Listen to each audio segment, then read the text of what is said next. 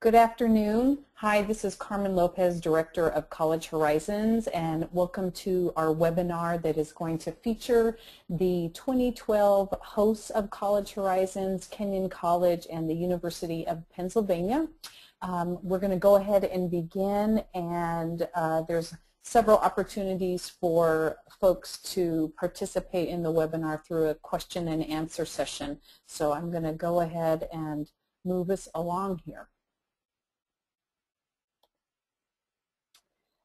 Today's presentation, we will have a slide up just to tell you how to participate in the webinar. We'll do introductions, then we'll go right into Kenyon College profiling their institution, then the University of Pennsylvania. We'll talk about their institution, and then we'll have question and answers following. This webinar is being recorded and will be available for download. So if you know of friends or colleagues or other students that might be interested in listening to this, they can come back and register to hear this afterwards and to watch the slides. If you have any questions, there's a question pane on your control panel to the right of your screen. So you can ask questions in there. We do have someone that's going to be monitoring that. If you're experiencing any technical difficulties, you can use that question box to explain the issue. All of the attendees will be in mute only, so it's just the presenters that will be able to speak. So as an attendee, you are automatically muted, but you can send in questions. Okay, just to start with a brief introduction to College Horizons. We are a nonprofit organization. Our mission is to facilitate the education of Native youth. Each summer, specifically for high school students, we work with American Indian, Alaska Native, and Native Hawaiian high school students. We work with current sophomores and juniors. Those would be the students applying to our program. And so there'll be rising juniors and rising seniors during the summertime when they come to our workshop. We also have a second sister program called Graduate Horizons, and that's for college students, college graduates, and professionals who are interested in going on to graduate school or professional school. But today, of course, we're just focusing on the host institutions of College Horizons, which is for high school students. So in 2012, we're excited to be hosted by Kenyon College. They're located in Gambier, Ohio, and the program dates are June 10 through the 15th. Students arrive on a Sunday and they depart on Friday. The faculty arrive one day ahead, but we all depart together on the same date. Then the University of Pennsylvania is also going to host. They're located in Philadelphia, Pennsylvania, and the program dates are June 24th through 29th. Again, students would travel on a Sunday and then they would return home on a Friday.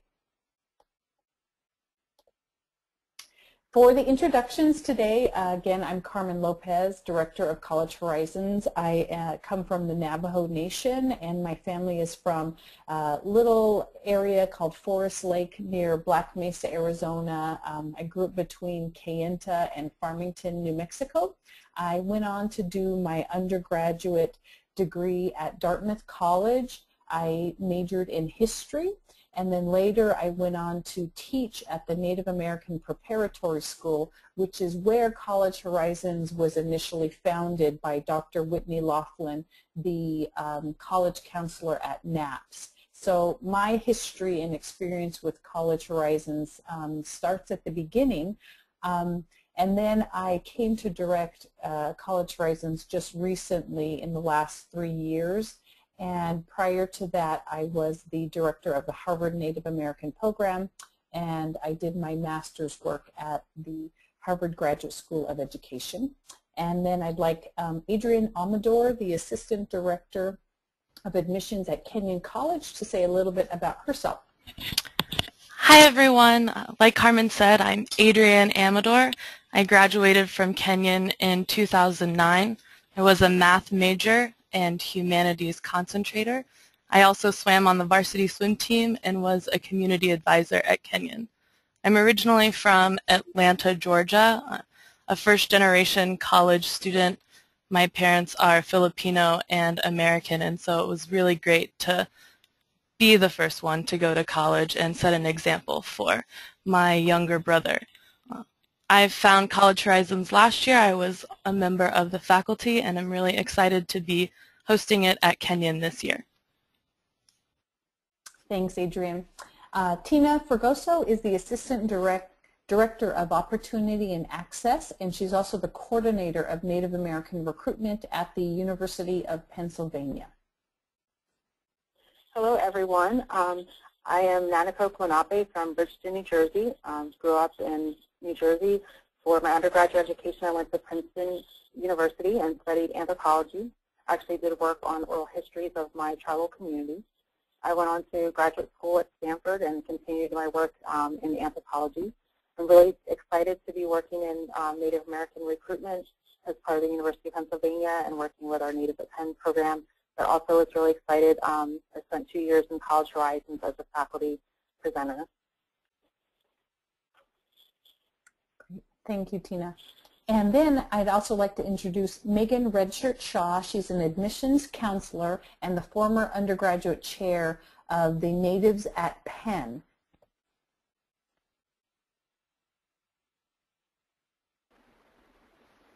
Hello, my name is Megan Redshirt Shaw. I'm Oglala Lakota, and my family comes from the Pine Ridge Indian Reservation in South Dakota, and I'm really excited to be a part of this webinar today. Okay, thank you, everyone. And we're going to start off with a couple of questions of why Kenyon College and the University of Pennsylvania want to host College Horizons, what diversity opportunities are available specifically to American Indian, Alaska Native, and Native Hawaiian students, and then just personally as former faculty of the program, what have you enjoyed about the College Horizons program, whether working with our students, the counselors, other admissions officers, and are there any favorite moments that come to mind? So Adrienne, I'll have you answer first, and then I'll hand it off to Tina. Thanks, Carmen. Kenyon wants to host College Horizons because of its commitment to diversity and the idea of learning in the company of friends. Though our current Native population is small in number, our open and accepting community makes for an easy transition to life here at Kenyon, and we are excited about the opportunity to share a campus with Native students. Additionally, Kenyon is a big believer in the mission of College Horizons in providing access to Native populations, and we want to showcase our small liberal arts and science college so that students have a greater exposure to a variety of institutions of higher education. While there are no particular opportunities for American Indian, Alaska Native, and Native Hawaiian students specifically here at Kenyon, we do have several programs that reach out to all students on campus. A few I would like to highlight include our Kenyon Educational Enrichment Program, also known as KEEP, and our Recognizing Each Other's Ability to Conquer the Hill program, also known as REACH. The KEEP program is a 6-week pre-college program that emphasizes the academic transition to Kenyon. It's an opportunity for first-generation or historically underrepresented students. During this program, students will take 2 courses for Kenyon credit in preparation for their first year as Kenyon students. It's highly selective and only involves 24 students during the summer prior to their first year on campus. Basically, it's designed to build a cohort of future leaders of the college while also exposing students to the academic environment they will encounter as Kenyon students. The REACH program is a program in which first and second year students are paired with upper class mentors to provide support and stability as students transition socially into the college. I personally participated in this program and continue to keep in touch with both my REACH mentors and REACH mentees today. And then to answer your third question, what I enjoyed most about participating in College Horizons was how open and honest everyone is with each other. I was shocked at how quickly my small group came together to support one another, And my favorite moment of College Horizons last year was seeing one of my mentees who previously knew very little about her nation speak in her own native language at the end of the program. Thanks. Thanks, Adrienne. Okay, Tina, tell us a little bit about University of Pennsylvania's interest in hosting College Horizons, various opportunities, and then just from your personal experience about participating in College Horizons. Well, the University of Pennsylvania has participated in College Horizons over the past 6 years, primarily as faculty members, and it's been an extraordinary experience for those that have had an opportunity to attend. And seeing what an impact this program has had on Native students, we were really delighted to be able to be the host, both to expose Native students to Penn, but also to expose the Penn community to Native issues in a much larger format. So this program is actually going to be very supportive of the Natives of Penn here on campus. We welcomed 25 freshmen this year, so our population is growing in size. The community itself includes graduate and undergraduate students, so this program is actually a support to those students as well, and a recognition of the Penn community of both the students here on campus, but the Native issues at large. Penn is very committed to service, and we believe that this is an opportunity, a very important educational opportunity for Native communities. And those are the primary reasons that we were interested in hosting. As far as the diversity and the opportunities here, I do have a slide, and Megan is going to talk a little bit more detail, but to give you just a sampling, we have the Natives at Penn Student Organization. We have the Center for Native American Studies. We have something called the Greenfield Intercultural Center, which actually hosts the Natives at Penn. And we have the Association for Native Alumni. In addition, there's the Boys College House Residential Program for Native Americans. And I have to say also that we have a very supportive faculty, staff, and administration. So all these things enable Native students to do whatever it is that they'd like to do, whether it's to do community service or to focus in a specific area of education or to host a powwow. There are people here on campus that are very supportive and able to make those things happen. As far as what I've enjoyed in participating, there's a great atmosphere with the colleagues and the students. You really get a chance to know people in depth, and you really get to think about what's important to people, all the things that make an impact on their educational experiences. You can get at things that may stop you from going to a certain place, and it really is just a very supportive environment for everyone who's involved. I like that you get that full picture. And for me, I think the favorite moment, I had the blessing of actually going to the University of Hilo in Hawaii for my first College Horizons program. And I know that languages are very important to Native people, and my community is something that we struggle with. But my favorite moment was to see everyone do introductions, and of the 100 students, probably 85% of them said something in their native language, and that was just extremely touching for me. So thank you. Okay, thank you. Thank you very much. Okay, I'm going to turn things over to Adrienne to talk about Kenyon College, and then we'll move on to the University of Pennsylvania's presentation in detail. Okay, Adrienne? Thanks, Carmen. Today I'm going to share some information about Kenyon with you. I'm going to quickly highlight what candidates would be ideal for Kenyon, and then move forward to touch base on some key points through our application process, since different schools have different application processes.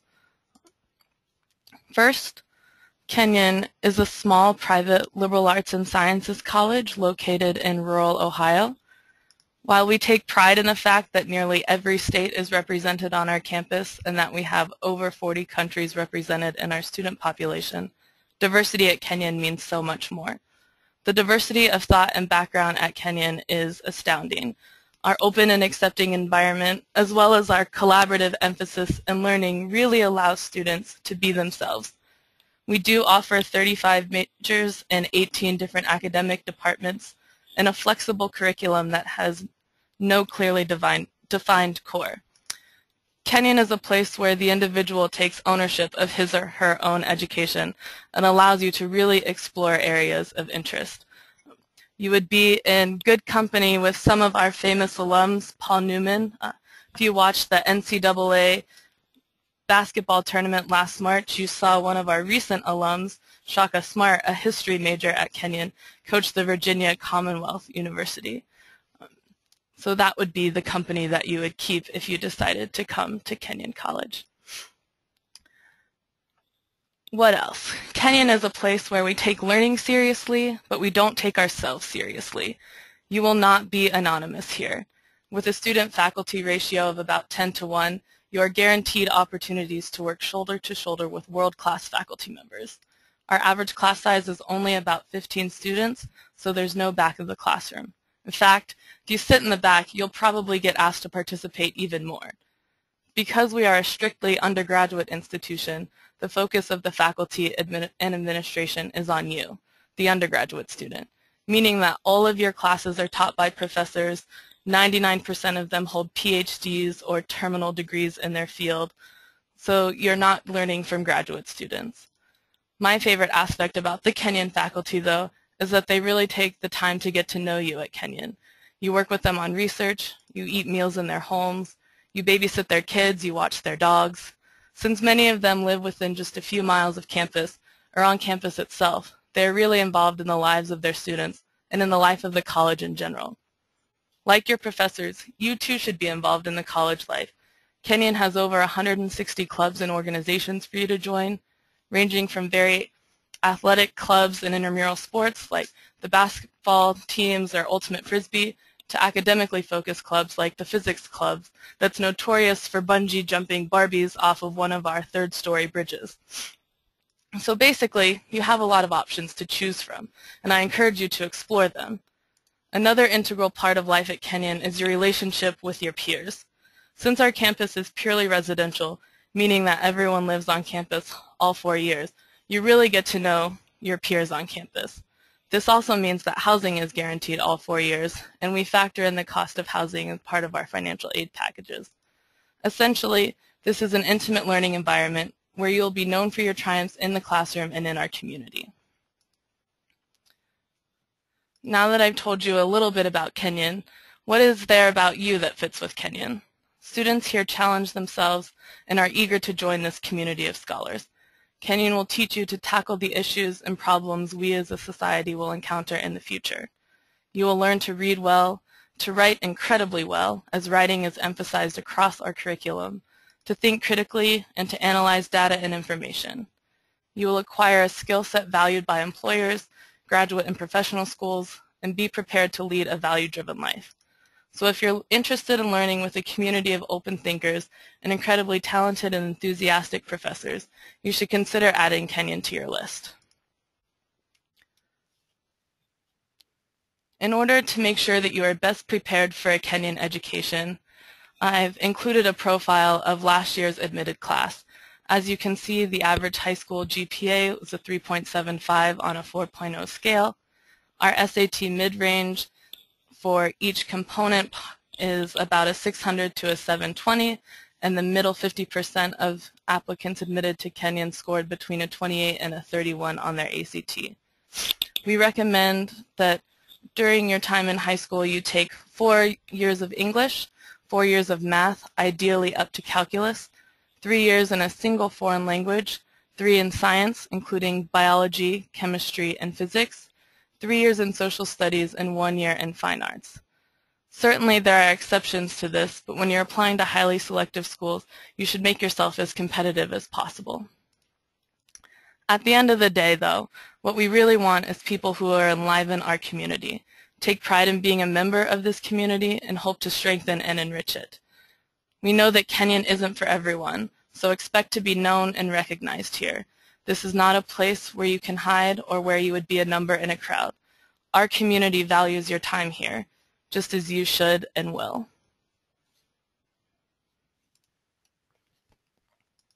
So how to apply?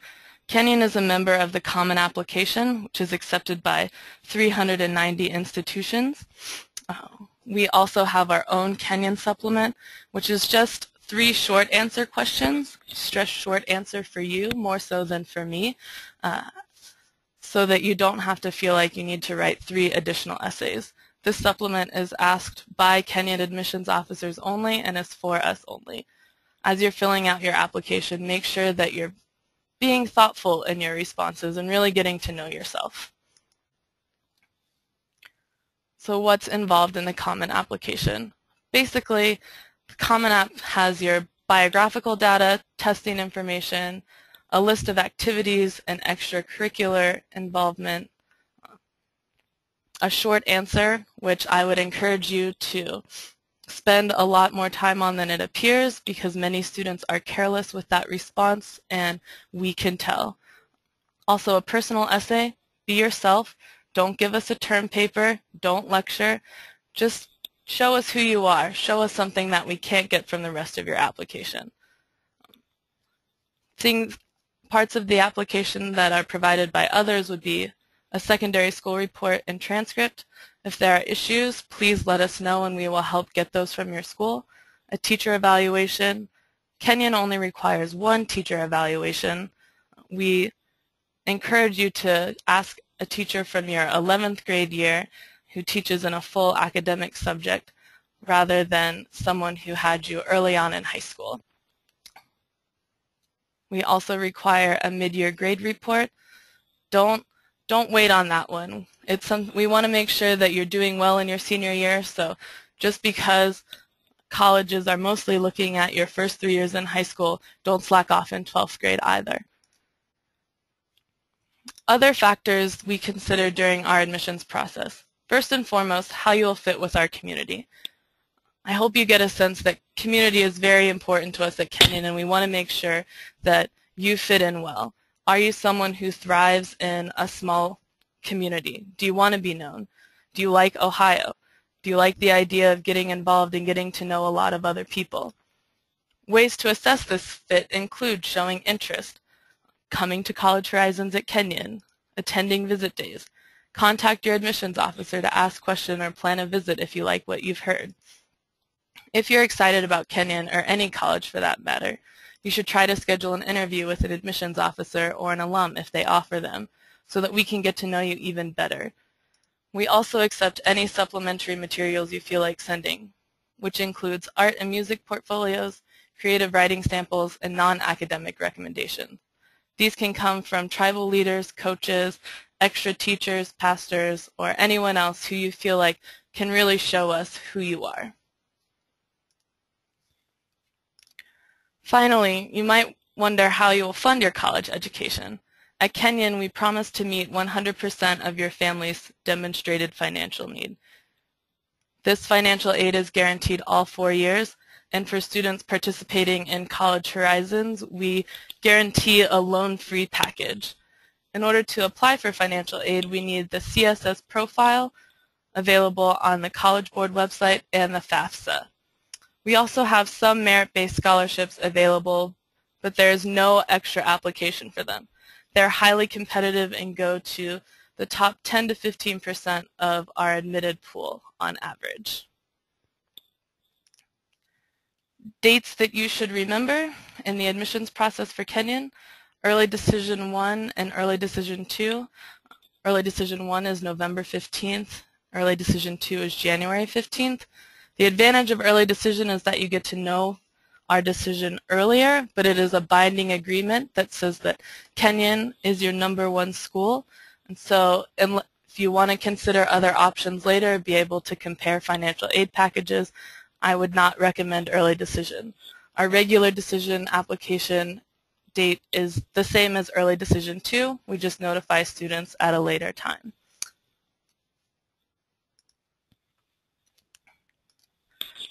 Finally, some suggestions and advice as you move through the process. Start early. Approach all components of the application process seriously. Keep a master calendar of dates because deadlines and visit days and scholarship deadlines vary by institution. Request your recommendations early to give your teachers time to really share with us how they know you, what your academic achievement is like, and things like that. They'll tend to write a better recommendation if they have plenty of time to do it. 2 weeks after requesting a recommendation, I encourage you to send your recommenders a thank you card. Whether they've written their recommendation or not, sending them a thank you card is also shows your appreciation, but also serves as a reminder that they should probably get those recommendations in. As you're visiting different college campuses, take notes. Different schools will blend together, and so taking notes while you're visiting will help you determine which schools to ultimately apply to later on. If you haven't already, get a new clean email address for all college correspondence and put it on your application. Colleges like to email you important dates and deadlines, so make sure you're checking those emails weekly. Show interest. We want to admit students at Kenyon who want to be here.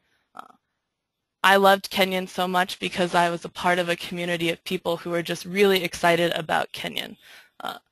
So email your admissions officers, come and visit, do all of those things to show us that you want to be here. In your personal essays, avoid what we like to call the 4 Ds: death, divorce, dating, and depression. Though these are certainly incredibly significant experiences in your lives, the essays tend to come off sounding cliche. And so tell us about something else. And if you've experienced one of these things, please feel free to use the additional information section of the Common Application to highlight those experiences.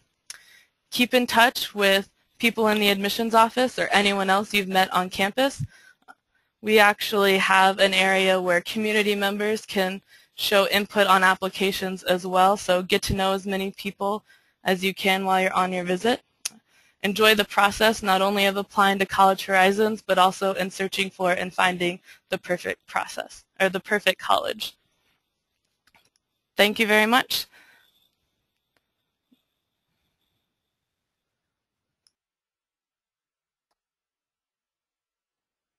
Okay, Adrienne, thanks a lot for that profile of Kenyon. And we'll move to Tina and Megan talking about the University of Pennsylvania, and then we have opportunities again for any participants out there to submit questions for the question and answer session as well. So feel free to send any questions along during the presentation and we will respond at the end. Okay, Tina, here you go. Thank you very much. Welcome to the University of Pennsylvania.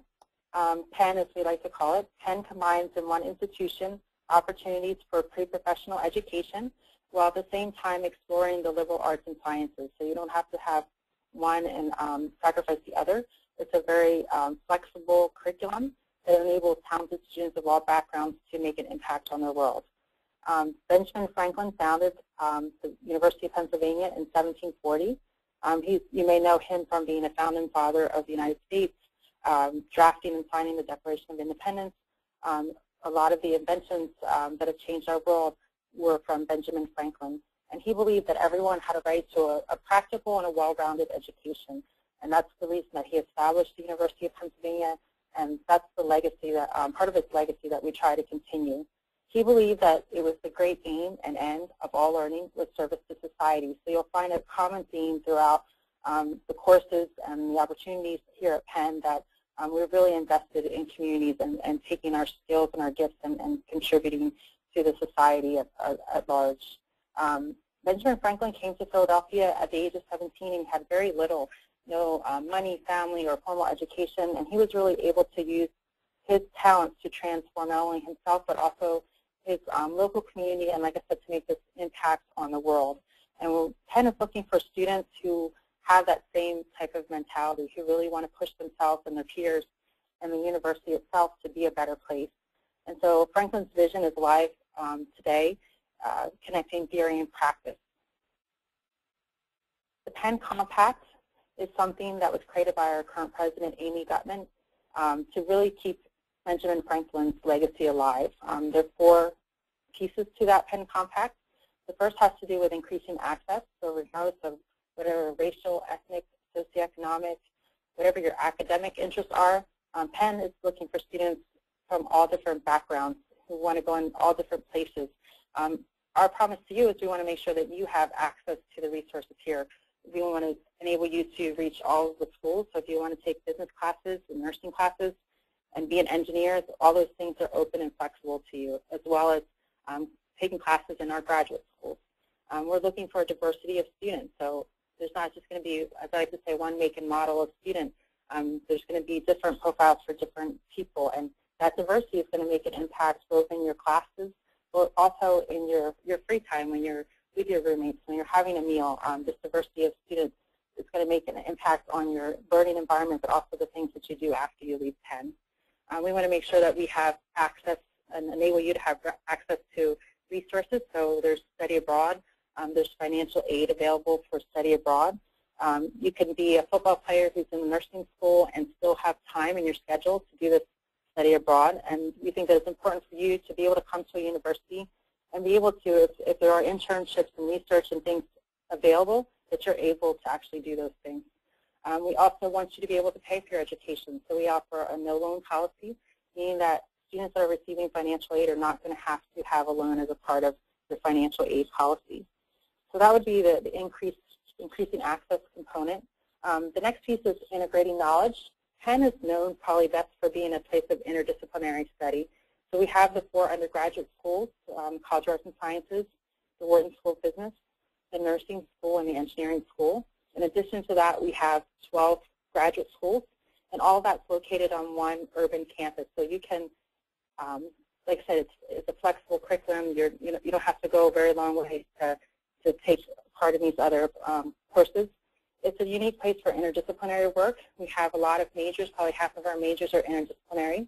To give you an idea, we have something called BBB, Biological Basis of Behavior, and it's a study of biology, neuroscience, and psychology.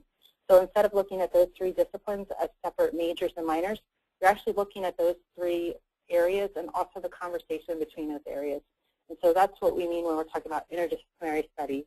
We're looking at people willing to explore the outer regions of their field, but also thinking about the connections to other fields. Another example would be PPE, Philosophy, Politics, and Economics. We have a new program called Penn Integrated Studies. There's a picture of the seminar below. It's basically a seminar that's taught by 3 different professors from 3 different areas. The students have a lecture with each of those faculty during the week, and then have a joint seminar that really thinks about what those 3 faculty have talked about and how what they're talking about relates. So we try to really bring to life this interdisciplinary study. And moving on to the other points of the Penn Compact, it's important. Benjamin Franklin believed that we all had gifts and talents, and that it was important for us to be able to make an impact for that. And so we had to be mindful, whether we were traveling, visiting, or living in a community, that our gifts and talents were meant to be for the good of everyone. So at the local level, there are about 12,000 Penn students, faculty, and staff that are actually engaged in some sort of service activity on campus or in the local Philadelphia community. Other examples would be that Penn is the major employer in Pennsylvania, so we're actually helping the local economy. A lot of students will find time to actually do community service work in West Philadelphia. Some of these more prominent projects have been around tutoring students in elementary schools, or actually helping underachieving schools in the local area to actually revamp their curriculum. We also have something called academically based community service classes, which enable students to actually learn about specific material in the classroom and then actually go and implement that. So there's a very big emphasis on real-world application of what you're learning. We just recently opened Penn Park, which is several acres that was previously a concrete area outside of campus. Now it's soccer fields and playing fields. So it's not only open just to Penn students, but open to the Philadelphia community as well. We also have the #1 police department in Pennsylvania as well, and so we're very active in a lot of different areas. Engaging globally, we think it's important to think about our impact on the global society. So there's a big focus on environmental issues. We have partnerships in Africa, China, India, and in Latin America. We're ranked #4 for the number of international students we have, so you'll find an international population here on campus. And the picture below, to the right-hand side, is the University of Botswana, University of Pennsylvania. So Penn has been in Botswana for about 10 years and have actually helped the country to construct and create their first medical school. So as you can see, Benjamin Franklin's legacy is really helping in a lot of different areas. So moving on, Philadelphia and Penn. we're located in Philadelphia, which is the 5th largest city in the country. We're located on an urban campus. Everything is close together, 300 contiguous acres. We're only about a 15-minute walk from the campus to the skyline that you see in the background. We have 8 professional sporting teams. Some of you may have heard the Phillies or the Eagles or even the Flyers. We have 20 performing arts venue and one of the largest national city parks. So there's plenty of green space.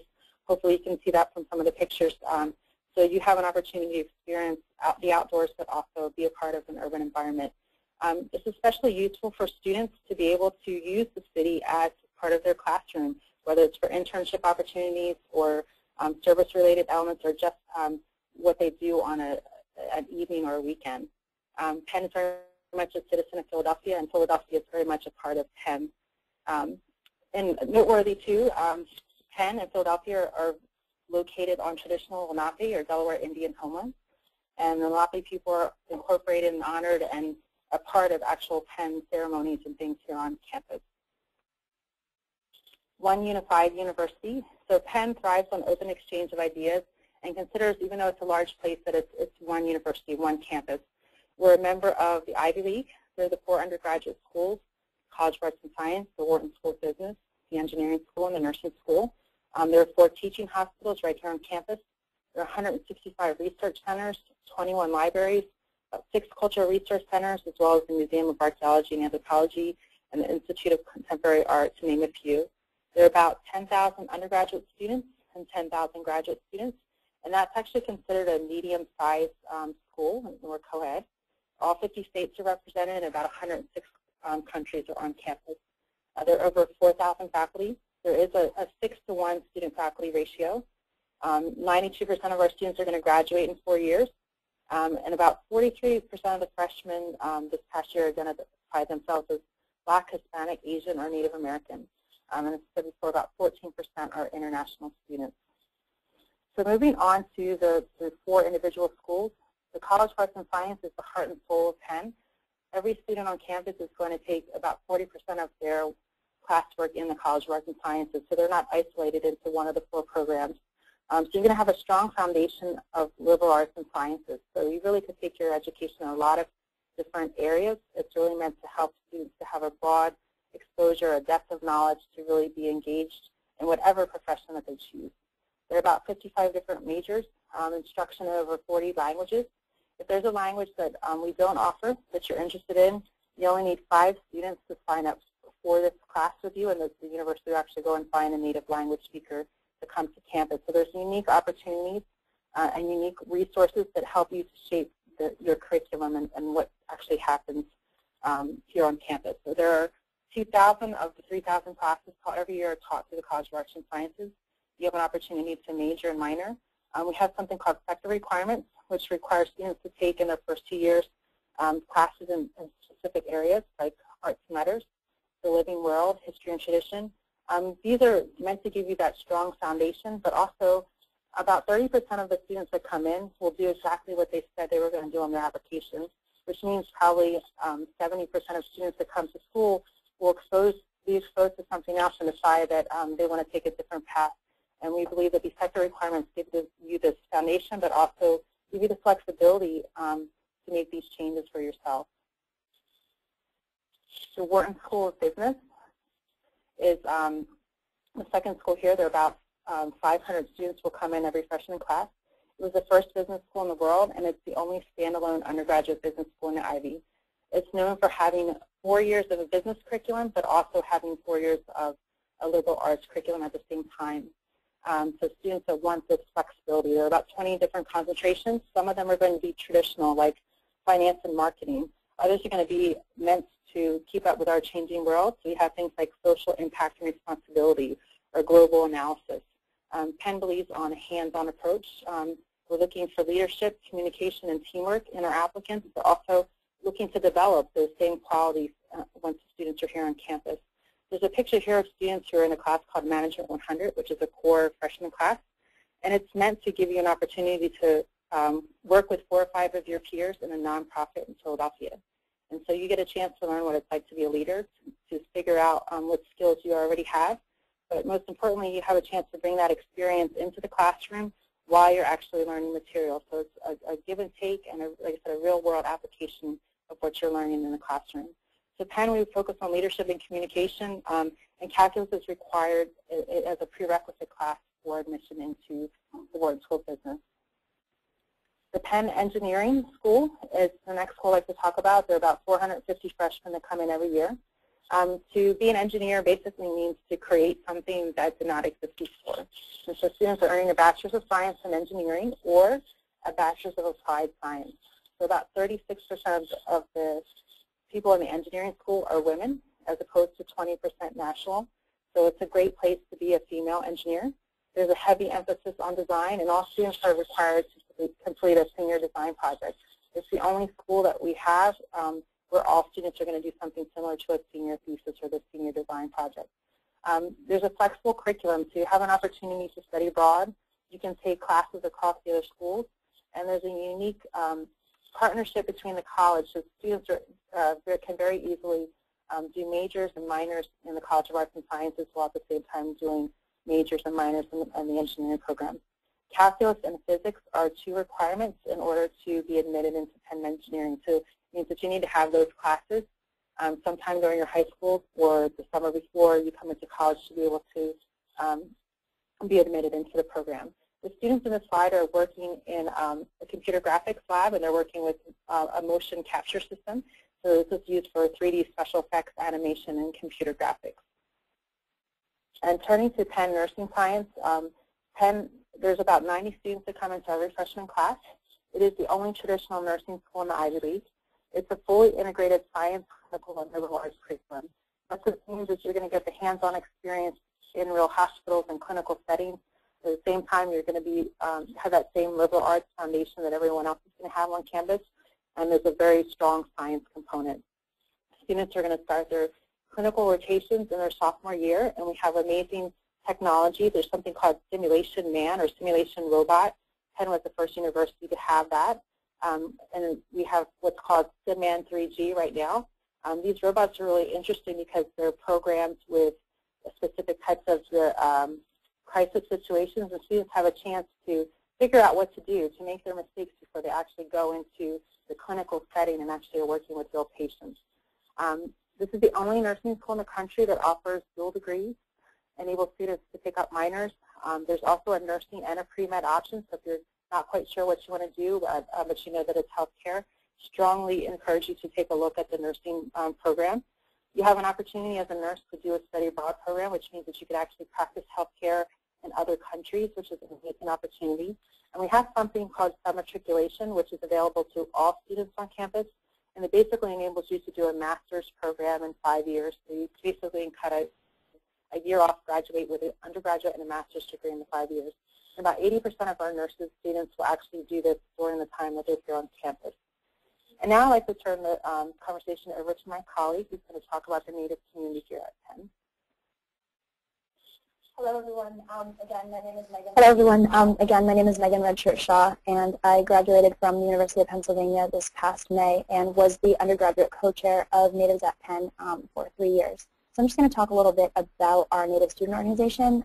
Natives at Penn, formerly known as Six Directions, is an organization for students that are interested in Native American issues. The organization works with faculty and staff to increase the presence of Native American students at Penn. They also offer activities on campus to build Native community at Penn and to raise awareness of the needs of Native students and in Indian country. The organization historically was founded in 1994 by 2 alumni, Brian Brayboy, who continues to work with us today, and Desiree Martinez.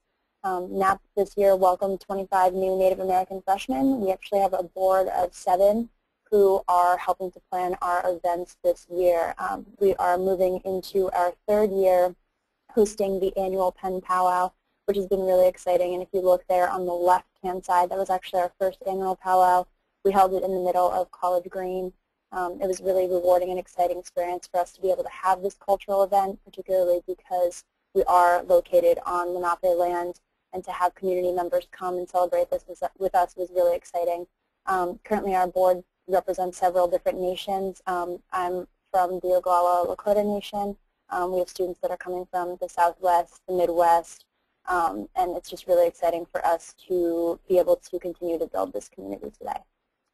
So I'm just going to move forward and talk a little bit about kind of the different Native resources that we have on campus. One of the strongest partnerships that Native students have is with the Greenfield Intercultural Center, which is located right on campus. Among its many programs and services, this center is really home to Natives at Penn. We hosted speakers, film screenings, and conferences that really highlighted issues in Indian country. Something that was really exciting about Greenfield was that it also partners with other minority organizations on campus. So we had the opportunity to sit on the United Minorities Council and to collaborate with other groups such as the Native Hawaiian group, and we also collaborated with a Jamaican student group that was on campus as well. We also have the Association of Native Alumni, which promotes the interest and welfare of Native American alumni, strengthens and deepens these friendships, and encourages active recruitment and retention of Native faculty and students. This really furthers Penn's commitment to the advancement of Native American higher education. Something that I should mention as well is that we have the undergraduate student organization as well as a graduate student organization. So we really partner together with working with current undergraduates, current graduate students, as well as ANA, the Association of Native Alumni, in bringing speakers to campus, hosting events, and continuing to promote cultural awareness on campus. We also have the Penn Center for Native American Studies, which is in partnership with the museum. And the Penn Center for Native American Studies really promotes research and education to foster cross-cultural understanding of the indigenous peoples of the Americas. Students are really given the opportunity to take classes about Native American literature. I took a Native American lit class when I was an undergraduate at Penn. Several of the freshmen took a class this past semester with a faculty member talking about Native stereotypes, which I know that a lot of them really enjoyed. And it's just a really positive academic community to be a part of, to just be able to interact with members of the Penn community who may just want to be more well-informed about Native resources, about Native issues. So this is something that I really enjoyed as an undergraduate, and I know that other students currently have really enjoyed. The All Ivy Native Council is an annual leadership meeting of Ivy League Native American student programs. This was something that really jump-started my involvement in the Native community as a sophomore. I attended a conference at Cornell University. Essentially what the All Ivy Native Council does is they meet twice a year, every year, in the fall and in the spring at a host institution. So Penn has hosted it, Cornell, Yale, and essentially we sit down with Native students of other communities and talk about kind of what it is that we're bringing to our campus communities and kind of the issues that are going on in Indian country and perhaps internships that people are pursuing or issues that are going on in our own nations and communities. And so this was something that really made me think about the opportunities for Native students in higher education, and we've had attendees go to this conference every spring and every fall, so it's definitely something that people really look forward to. The last that I'll just touch on very briefly is the American Indian Cultures Residential Program, which is located in Du Bois College House, and we actually have a lounge that's available to students, and there's the opportunity to choose to live there and interact with natives at Penn, with other students that may just be interested in Native issues in general. And so all of these things really brought together my experience as an undergraduate, really gave me the opportunity to have a really positive experience engaging with students that understood what it was like to be an Indigenous person in higher education, but also to be very proud of who I was and really feel like I had the opportunity to showcase the things that were important to me and really honor my nation and the people on campus who were really interested in Native issues. So we are very excited that these programs continue to grow and that our Native population continues to grow. The Penn admissions philosophy, it's a very holistic process. We really look at many different areas in order to make an admissions decision, so we are taking a look at every component of your application. We always encourage students to apply to schools that are a good fit for you, and we actually have an area in our application to explain why you may be a good fit for the university. We are an early decision institution, which means that it is a binding contract. This application is due by November 1st, and these decisions are released mid-December. So if you are admitted to the university, you are committed to attending Penn the following fall. And you should only apply early decision to Penn if you know that it's your top choice, if you know that it's the school community that you'd like to be a part of. The regular decision process, which is a non-binding application, is due by January 1st, and those decisions are usually released at the end of March, and you are given the opportunity to make that decision by May 1st. For application requirements for the University of Pennsylvania, we are a common application school, so we do accept the common application alongside a Penn supplement. With that, we have several different things that we're taking a look at that we ask you to submit your transcript. We'd really like you to challenge yourself in your community, really take advantage of the opportunities that are presented to you as a student, take the most rigorous course that is available to you, because we want you to come to Penn to challenge yourself in all of the different areas that Tina had touched on before, and to just be able to really thrive in the academic community at Penn. We require either the SAT with 2 SAT-2 subject tests or the ACT with writing. So it really is entirely about fit for you as a student. If you do decide to take the SAT and the ACT, we do ask you to submit all test scores, and we will be seeing, we do see the highest components of every section of the tests, but we will actually be able to see all of the tests that you did take part in.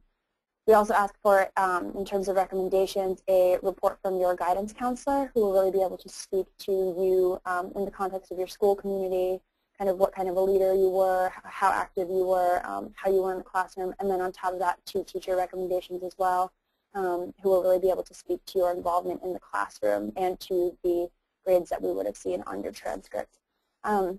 We do have interviews that are available to students, but they're not required. What we always tell students is that if you are, somebody reaches out to you and asks for an interview, we're at about 40% in terms of actually being able to give interviews to students. So if you are given that opportunity, we do encourage you to follow through with that. Again, it will be an alumni who will reach out to you. We do not organize interviews through the admissions office, but somebody from your community will reach out to you if that is available to you. And art and music supplements are optional if you're applying to any of those specialized programs. Just touching on financial aid as well, we don't want students to feel that financial concerns deter you from applying to the university. We actually are a need-blind institution, which means that when we take a look at your application, we will not be taking into account any financial factors that you may have. We do meet 100% of demonstrated financial need for 4 years, and we provide a no-loan aid package, as Tina had mentioned before, for undergraduates who receive that financial aid. Penn is actually one of the few universities that does not include loans, so you will be actually graduating debt-free from the university. We do make that possible for students that we really believe are a good fit for the university and are committed to coming to Penn. Just to give you an idea, for the 2011-2012 school year, we committed over $149 million to need-based grant aid for undergraduate students, and about 81% of the freshmen who applied for financial aid received a need-based award.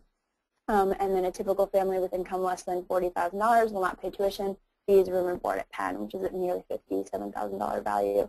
There at the bottom, it's actually our Student Financial Aid Services website, so you can log on there and take a look at, they have a very extensive list of questions that are answered for students and for parents to take a look at. And we are very excited to be hosting College Horizons this summer. Thank you very much. Okay, thank you, Tina and Megan, for that. The 2 presentations. I wanted to kind of kick off the question and answer session with a couple of questions of my own, and then I'll turn to my colleague Hillary with a couple of questions as well.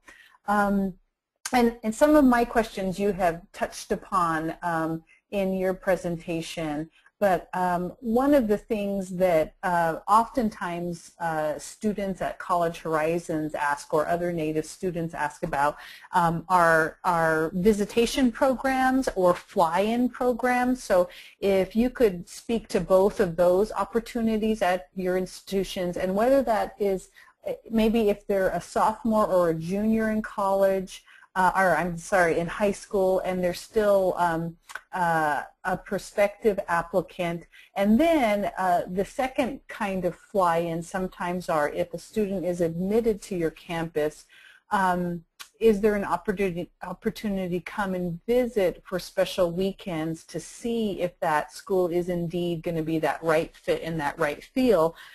So what kind of visitation and fly-in programs do you have for prospective students or students that are admitted? And then also, of course, there's always questions about, well, how will students pay for their airfare to get to those visitation programs? Adrienne, if you want to start us off. Sure. For prospective students interested in Kenyon, we offer a travel grant voucher. So students would go to our website and search for travel grant application, and there they'll find a short application.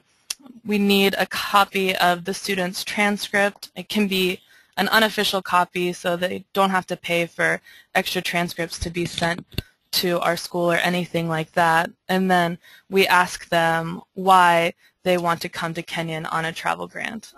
This travel grant is for 90% of a student's airfare to Kenyon, and we'll actually, if a student receives the travel grant, we'll actually pay for that ticket up front, and then when the student comes to campus, they can just bring cash or check for the 10% that we ask of them. We provide free shuttles for any prospective student coming to visit campus on our own as well, so that the student really doesn't need to worry about travel arrangements at all.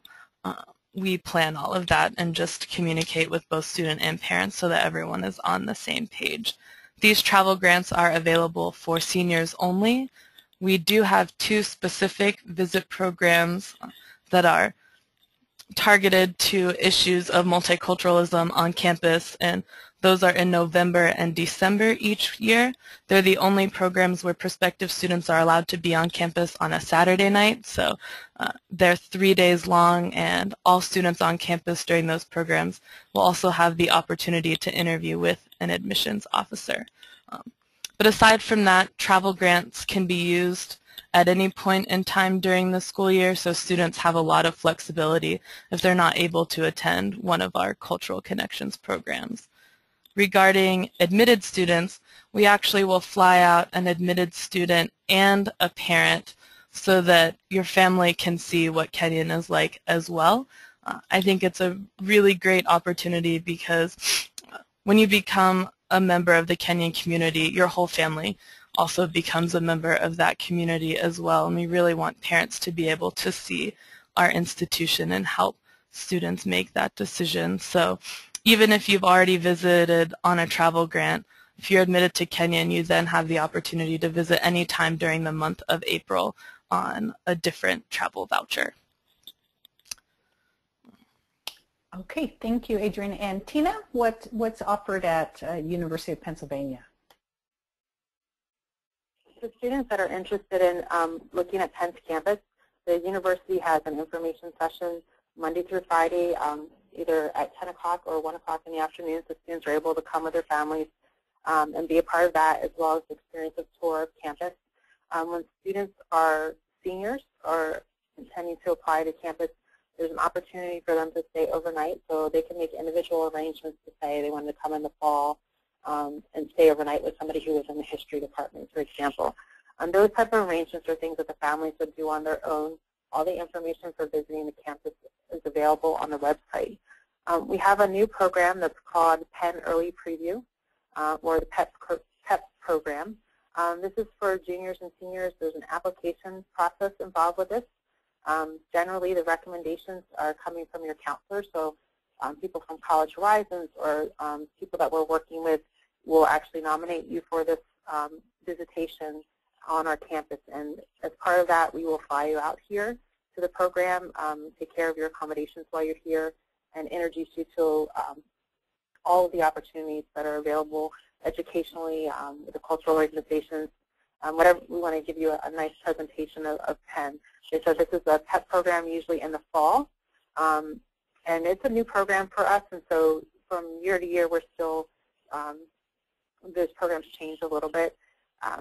For seniors that have already been admitted to Penn, we have our Scholars Preview, and we will fly out some students out to come out to visit campus, and again it'll be a similar experience where you get to tour the university, meet some key individuals, really try to get your questions answered about whether Penn is a good place for you to make your commitment to. So those would be the two formal programs that we have. As I said before, families that are wishing to visit and have specific type of arrangements that need to be made can contact myself or Megan just to kind of see what resources may be available for you to do that, whether it's the summertime or in the fall throughout the year. I hope that wraps it up a little bit, but thank you. Yes, thank you. And this is just an important piece for potential students that are understanding the college admissions process, that it's really important to know in terms of the right fit, that if you ever have the chance to visit a campus, you should. And as you're looking at many of the colleges, always inquire about these special visitation weekends and the fly-in weekends, and to see if there is financial aid to help support you to get you to those programs. So that's just one of the tips to pass on to the students. Another question I'm going to ask, and then I'll turn to Hillary to see what questions he might have. You both talked a lot about in your presentations already different kind of academic and extracurricular programs that distinguish you from other colleges, and this is what's great in having Kenyon and Penn host. These are two really different colleges, just geographically, of course, the environment that they're located in, the size, and that's why college is exciting, is that there's over 3,000 for us to choose from, and it comes down to, for many of us, finding that one that's going to work well for us. So I love the diversity of these two institutions that we have. But just from your own experiences, if you could tell us a little bit about, what are some of the favorite things about your institutions, just from that personal perspective, as being either alums of the institution or just having worked there and having gotten to know the students, and sometimes they do really amazing things on your campuses. So just from a personal perspective, what are some of your favorite things? And then I think that kind of leads into the second question of what type of student is happy and successful at your college. Adrienne, do you want to start us off with this one again? Sure. Coming from a more urban environment, I wasn't really certain how I would adjust to a rural environment, and that's Kenyon. And that actually has become one of my favorite aspects of Kenyon, is that we are essentially in the middle of nowhere, Ohio. The village of Gambier is actually in the center of our college, which is a little bit unique. Most schools are either next to a town or in the middle of a city, but at Kenyon, the village is in the center of the college, and there's this middle path that has been around since the school was founded that traverses the entire length of the campus and goes through the village. So you have to go in and out of the village every day, and you really get to know a lot of people who live in the village and work in the village who aren't necessarily directly affiliated with Kenyon. And so, like, the owner of the local deli actually knows my favorite sandwich, and the postmaster, Dave, was just as excited to what I got a package as I was, and things like that. And so knowing that there's a whole community that is watching out for you and supporting you, even in addition to those who are supporting you at Kenyon, was really amazing for me as a student, and has been really great as an employee of Kenyon as well. And then Carmen, I'm sorry, did you want us to answer? Okay, thanks, Adrienne.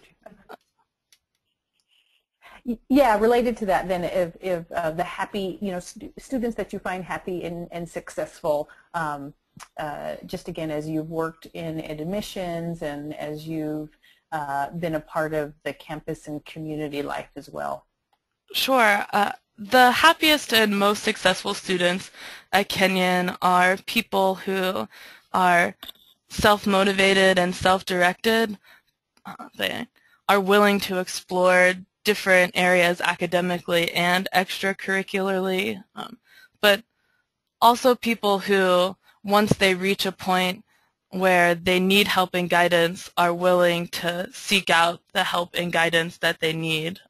We expect everyone at Kenyon to hit a point where, you know, the classes go to that next level and they need some support to get there. And so the people who are most successful, instead of shying away from that and struggling on their own, are able to reach out to their professors or reach out to their REACH mentors or people who work with the KEEP program to help them get over the hurdle that they're encountering.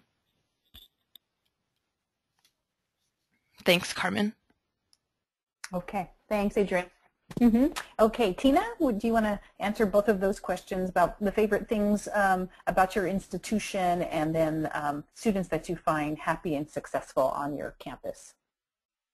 Okay, I love the fact that Penn is such a diverse place, that it sometimes feels like a very large place with lots of things to do, lots of people to see.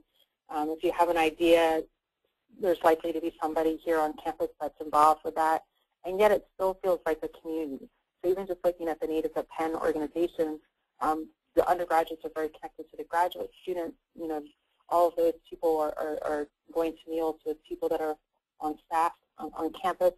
So there's very much a strong sense of community here, and there's many different levels of community as well. And I think that's something I really appreciate about Penn. I love that it's very service-oriented. The Penn Compact that I mentioned earlier is really a mission statement that's for everyone at the university to think about what impact they're making in communities, and you see this play itself out day after day. I love that there's a lot of innovations here, that if you have a good idea, you don't have to be 35 years old with a PhD or a medical degree or some sort of advanced training to say something that's important, to have somebody to listen to you, help make that impact, to make those things happen. And I think it's especially neat place even for Native people to come, because they will have that support. They will be able to have their own ideas and have somebody here to listen to them. But they're not going to have to, like I said, be a PhD student in order to have someone say, yes, your research is worthwhile, or to help them along with their inventions. Or it's basically a place where you can really make an impact, and you see people doing that day after day, and people really seem to care about what's going on around them. As far as students that are happiest here on campus, I mean, I think a lot of people here are fairly independent, but also fairly social and have experienced probably leadership positions in their school and their families, and are going to have a chance to really do more of that. It's a place where you can explore. So whether you're not sure about, if you're not sure about what you want to do, there's a lot of things to experience here on campus. You could really probably find your place and fit here. And even if you do know what you want to do, say you want to go into medicine, you don't have to take that traditional route that people will take into biology. You could be a history major and still be able to be a successful medical school applicant 4 years from now. You have an opportunity to really push the discipline into new areas. So if you have an area of research that's interesting to you, or a place you want to explore, there are people here, and there's room in the curriculum to be able to do that. And for people that like to think outside the box and like that opportunity to go and discover things in different areas, I think would be the happiest here at Penn. Thank you. Okay, thanks, Tina. And Hillary, I was going to turn to you to see if you had any particular question that you would like to ask. Yes, there's actually a few from the audience, so I will go ahead and ask those. The first one we have is actually for UPenn, so Tina and Megan, feel free to respond. But it says, you mentioned a Native Hawaiian group at Penn. What is that group called, and how big and active is it? So the Native Hawaiian group actually it's not it's for students that are from the Hawaii community. So there are a lot of, it's kind of a mix of students that are there, and it's the Penn Hawaiian Club, and they actually host a luau every year, which is a huge event, and they look forward all year to being able to plan it. But it really is a mix of students. So there are some students that are identifying as Native Hawaiian. A lot of them we actually are a part of Natives at Penn as well. So that opportunity is really kind of dual-sided in that it's a lot of students that are actually just from Hawaii, really identify with Hawaii as their home, but also there is a cultural piece to it as well. But a lot of those students are working with Natives at Penn as well.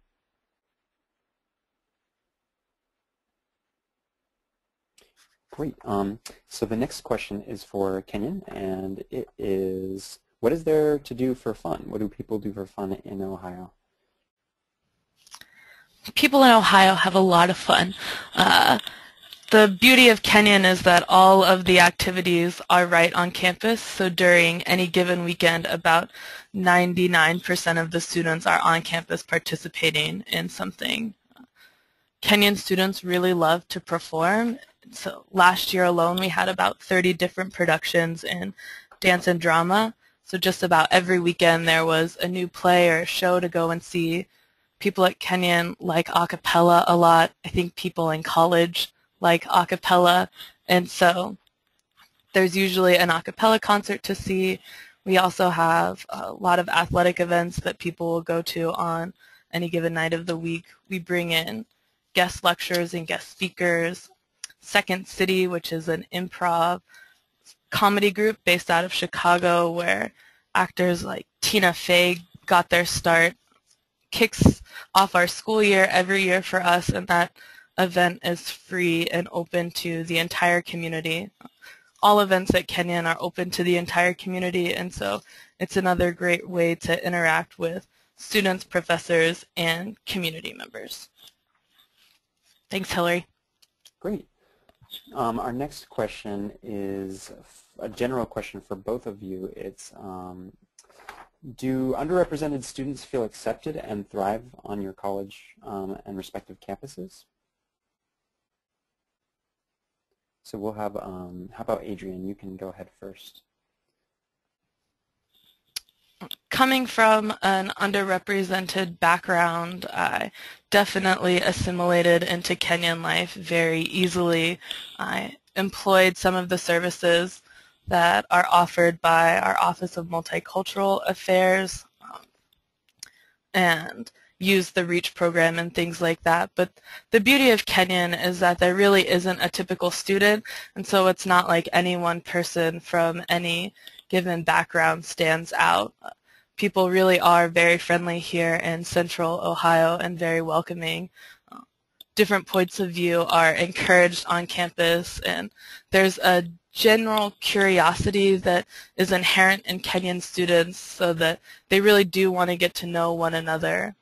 I think it takes a really special person to want to be in the middle of nowhere, Ohio, for 4 years, and that kind of person is the one that is curious about others and willing to engage with people that are different from them. So people coming from different backgrounds are really embraced by this community here.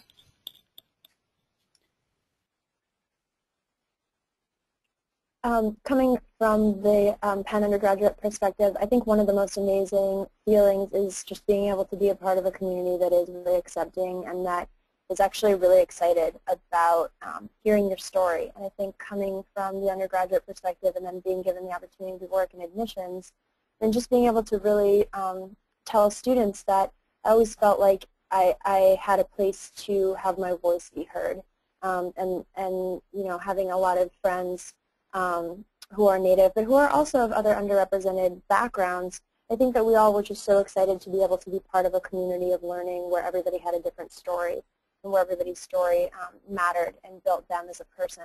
And just through different programs that we have, as we mentioned before, the Greenfield Intercultural Center was a huge part of my experience as an undergraduate. But then also just being able to work in admissions as an undergraduate, we're given the opportunity through different programs such as the Opportunity and Access Team.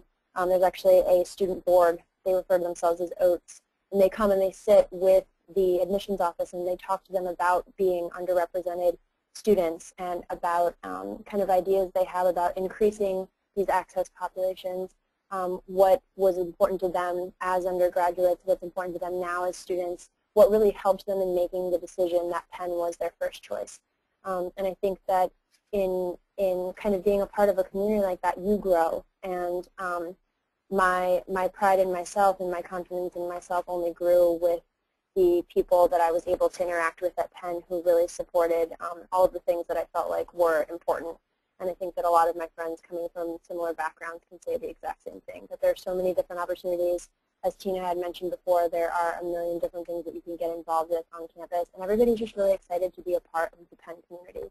And I think that that's something that is a commonality. No matter where it is that you come from, no matter what type of a student it is that you are, everybody's just really excited to be a part of Penn. And that was my general experience being an underrepresented minority student at the university. Excellent. Our next question is another question that's a general question, so both of you can answer as well. What if you fall below the average GPA or average test scores? Should a student still apply if they do? So maybe we can have Kenyon go and then you, Penn. So Kenyon practices a holistic review of applications. Certainly your grade point average and your test scores are going to give us an idea of part of who you are, but we also factor in community involvement, what your teachers have to say about you, and other things in the application as well. So even though you may fall short of our testing mid-range or from our average GPA, know that those are mid-ranges and averages, and that people are below them as well. We don't have any minimum requirements at Kenyon because it gives us the flexibility to be able to choose people who maybe don't perform well based on traditional measures but have something extra, some X factor that are going to make them a very strong presence in our community. And so, yes, if you have any more specific questions about Kenyon or you want someone to look over your credentials, please feel free to email me or to call me so that we can go over that more specific to your situation. And I would say that Penn operates in a similar fashion. Again, you'll hear the word holistic in a lot of places, and it really does mean that there's not one specific type of person that we're looking for. And so that means while we're looking at the transcripts and the testing, we're also looking about what you're going to bring to the community, what type of impact you're going to make on this Penn community. And the way that we find these things out are usually through your essays or through the letters of recommendation. So it's important to think about what it is that you bring to a place. As far as the testing and the GPAs, again, they're a mid-range, and so there are people who score much higher, and there are people that will be lower than those mid-range values. There are people certainly that have perfect testing and perfect scores that aren't admitted to Penn, and there are people, again, that are below the mid-range that have other things to offer the university. We're first going to make sure that you have an academic foundation to be successful, and we will bring students here that we know that we have a support system to make sure that you can be a successful student to graduate in that 4 years. And we'll see that one exception has to do with the Wharton School of Business and the Engineering School. For Wharton, you do need to have calculus in order to be admitted into the program. So if you haven't had calculus, Wharton would not be a program that would be appropriate to apply for. Likewise, the engineering school requires that you have some physics in high school and also some calculus in high school. So again, if you haven't had an opportunity to take those as an undergraduate, then you should look into one of the other schools. As I mentioned before, the college has a partnership with engineering that would enable you to take part in the engineering curriculum if you happen to fall in that area where you're not prepared with those prerequisite classes. Thank you. Great. Thanks, guys. We have one last question directed toward you, Penn, and then we have a couple questions directed towards College Horizons, actually. So the last question is, and this can be kind of general too, is Wharton as difficult or cutthroat as people say? Go ahead, Tina or Megan. That's a favorite question. I will say that Wharton is a dynamic place. It's definitely a place of go-getters. There's certainly people that are going to thrive on that competition, and there are other people that are going to look at the service component of Penn and really try to make an impact. You're going to have a variety of students. They are going to be academically prepared and academically challenged, but there's all sorts of people. It wouldn't be a successful place if everyone was the same. I don't know, I can't speak to more of the particulars in terms of class and grades and all of that kind of stuff, just that people work hard here, they have a lot of support here, and they make what they will of their programs. And some people are going to do that in a way that benefits a lot of people, and other people are going to do for themselves and kind of have a different experience. I hope that answers you a little bit. Thanks, Tina. And actually, Adrienne, if you want to answer, are there any academic support services on campus at Kenyon? Absolutely. We just got funding to start a Center for Innovative Pedagogy this year, and it's where faculty and administrators come together in one universal center to help with facilitating academic support. So under that huge umbrella, we have a writing center and a math and science skills center that is, both centers are led by lead student tutors that are selected by faculty members, and these students will actually attend 100 and 200 level classes at Kenyon and are class-specific tutors. In addition to that, we have an Office for Academic Advising and Support that takes care of students' individual needs. If they need extra time on a test, or if something happens at home and they need to get back home and during finals week or something like that, those offices will help students with rescheduling and working with faculty to make sure that they can still get their work done, but also tend to things that are happening at home as well. Great. Thanks, you guys, for answering all those questions. And the next sets of questions are actually directed towards you, Carmen, and I'll let you answer a couple of them. We had one question that was specific to Hawaii. If coming from Hawaii, can they arrive on Saturday because of the time difference? Yes, good question. This is going to be new this year for College Horizons. Both Kenyon and Penn are allowing the Native Hawaiian students to be able to arrive one day early, which would be on that Saturday. The faculty generally arrive on the Saturday, and we do our pre-planning for the program, and students generally arrive on Sunday. But this year we're going to have the Native Hawaiian students travel one day early so they can catch up on sleep and have a little pre-program opportunity before the other students arrive. Great. The other question that this individual had was, will there be a shuttle available for college students at the airport? Yes, so ground transportation, once any student gets on the airplane from their hometown, home community, pretty much College Horizons takes over from that point. We will all students have to book their airfare with our travel agent, so that allows us to know all of the students' flight information, connections, and then our travel agent also then has emergency travel assistance. So if any flight got delayed, which causes you to miss a flight, or a flight is canceled, then our travel agents can get into the system and rebook the students. So it's just a system that allows for us to really monitor students' travel.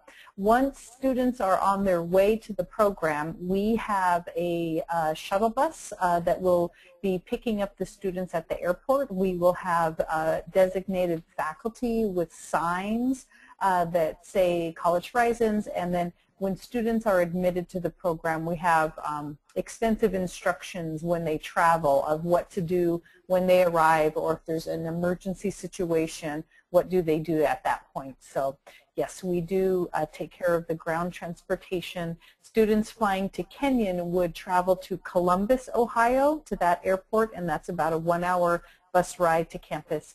And then right there in Philadelphia, students would fly into the Philadelphia International Airport, which is about a 15-minute ride to campus. So those are going to both be very convenient opportunities for students. Some students also, we have a very small amount of students that come to the program with their families who will be dropped off, and we'll have specific instructions for those students on where to park and the times that they have to ride by.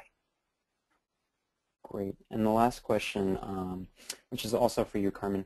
Since income information is provided as part of the College Horizons application, is a factor in admissions to the CH program? No, so we do not use any students' income level as a part of our admissions process. What we use the financial information for is curricular. Well, there's two parts. One is curricular, and then one is for financial aid to our program. So we want to be able to award students tuition assistance or airfare assistance to the program that need it. In the past, we used to have students and families pay for their tickets, and we would later find out that their income level was such that really they would have qualified for financial aid. So now we've changed the process to make sure that we're doing a good job on College Horizons side to make sure that students in need can get the aid from us, because we do a lot of fundraising for that. On the other side of this curricularly, it's important to run both parents and students through a financial aid process. College Horizons, all of our application, the entire workshop is really a technical assistance workshop. We're having students run through the process several times, doing draft after draft, so that they see the questions, they go through the process, and they become familiar, so that when they get to their senior year and start those real applications, they're going to be steps ahead because they've already gone through this.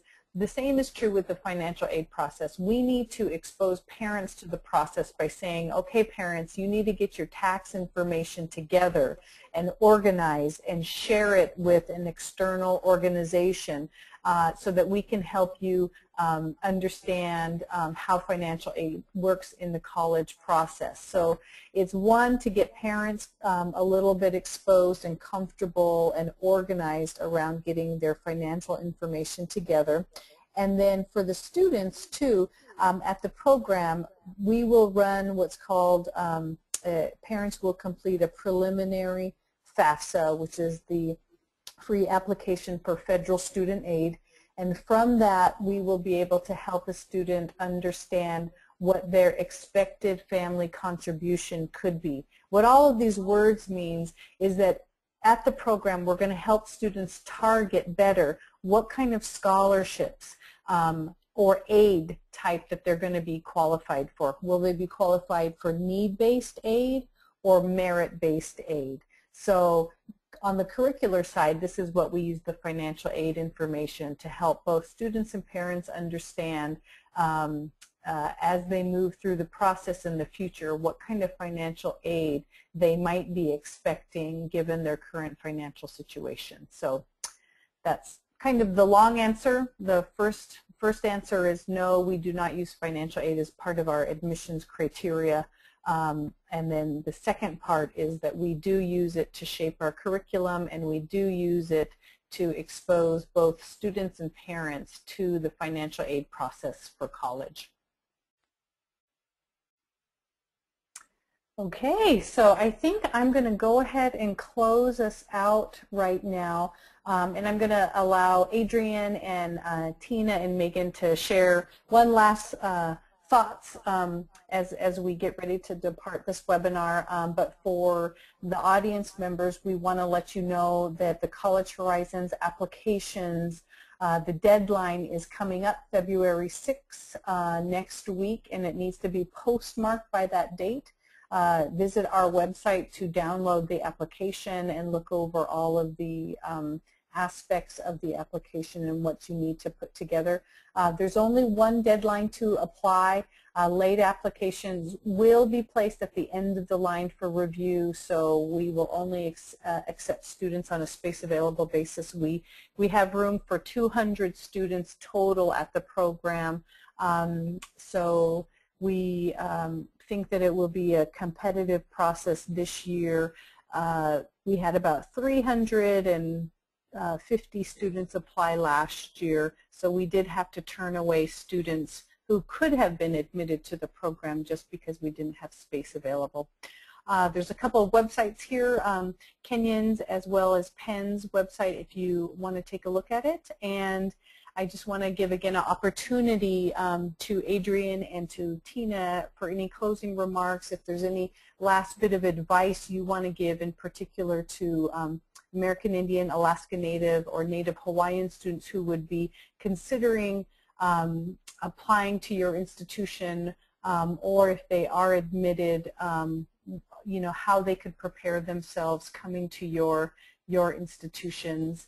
And I'd also like to say thank you to Kenyon and to University of Pennsylvania for hosting College Horizons. They put quite a bit of financing into hosting our program and prepare all of the facilities. Adrienne and Tina are the primary coordinators in working with us at College Horizons, so they're going to be putting a lot of time into hosting this. So we look forward to what's going to be a wonderful program in 2012, and for the prospective students out there attending College Horizons or just learning about information about Kenyon and the University of Pennsylvania, we hope that this little webinar gives you a sense of these two institutions, and whether or not you attend our program, you need to know that they're looking for Native students. So whether you attend College Horizons or not, you need to be in touch with these institutions because they're interested in you. So Adrienne, I'll let you say some closing remarks and then pass it on to Tina and Megan. Thanks, Carmen. What we want you to know here at Kenyon, if you're interested in applying or if you end up being admitted to Kenyon, is that we are fully committed to your success here. Suggestions for students would be to come here and to come with an open mind. I think you should be really willing to share yourself and your values with our open and accepting community. People here are really friendly and welcoming, so don't be afraid to be who you are.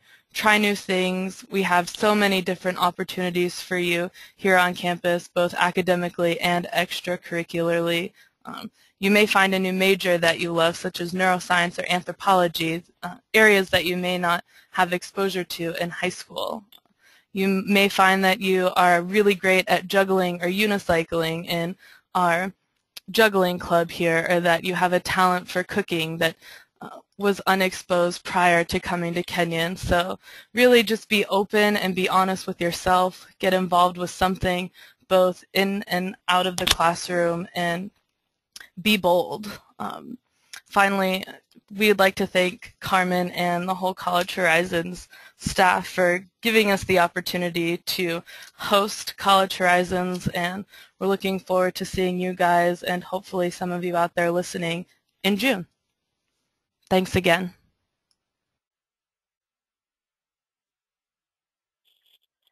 And we'd also like to say thank you from Penn for hosting this seminar. If you're interested in applying to Penn, or if you're admitted to Penn, I would say do your research. There's a website available.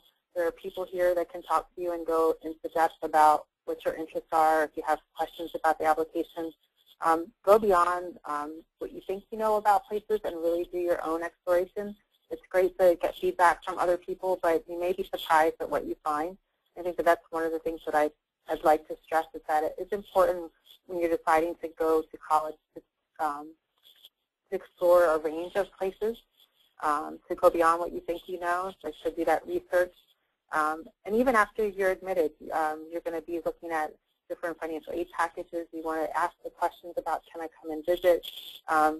You don't know if you don't ask, and sometimes things that may not be available on the website, or you may think are not available. If you ask someone, you may be able to help you out with that.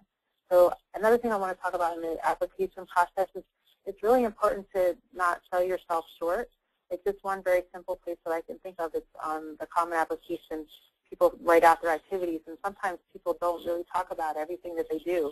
And sometimes that's their commitment to their communities. Sometimes it's the care and the responsibilities that they have in their families. Those are all really important things, both for us to get to know you as an applicant, but also to think about what resources we have to help and to connect with you. So really don't sell yourself short. Really don't want to say be boastful, but you really, it's a place for you to share, a time for you to share. But also say keep in touch. It's a long process, maybe in the summer when you start to actually do the applications to May when you actually are making your decisions. And a lot of things can come up, and so don't be discouraged, but keep in touch with us. Again, I'd like to say thank you for Carmen and College Horizons staff for hosting this, and I'll pass this on to Megan and see if she has any remarks. Thank you. I think it's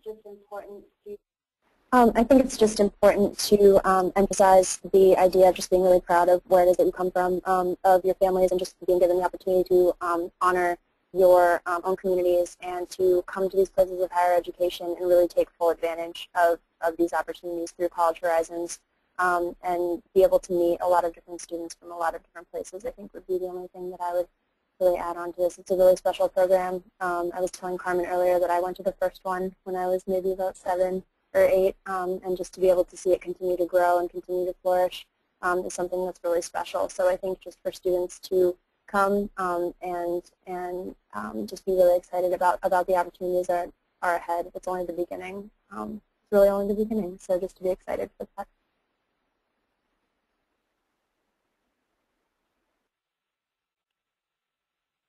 Okay, well, thank you, everyone. Thank you to all of the attendees, to all of the panelists for participating, and all of these webinars are new for us this year in 2011, 2012, along with our new website and social media. So we hope that this was some good information to share with you, and we look forward to hosting a couple of more webinars. We will be hosting one on the Harvard University with all of the graduate school and professional schools as they're hosting our Grad Horizons 2012. So that's another one to look forward to. So thank you all. Again, please be in touch with us if you have any questions. And for those of you that are potential applicants, we look forward to receiving your application next week. We'll be doing the read all through February. We target the end of February to get the letters out to inform students on whether or not they've been admitted to the program or not. So we'll have more information posted on our website and through our listserv as we start to go through the application process next week. Okay, have a great day, and be in touch. Thank you. The organizer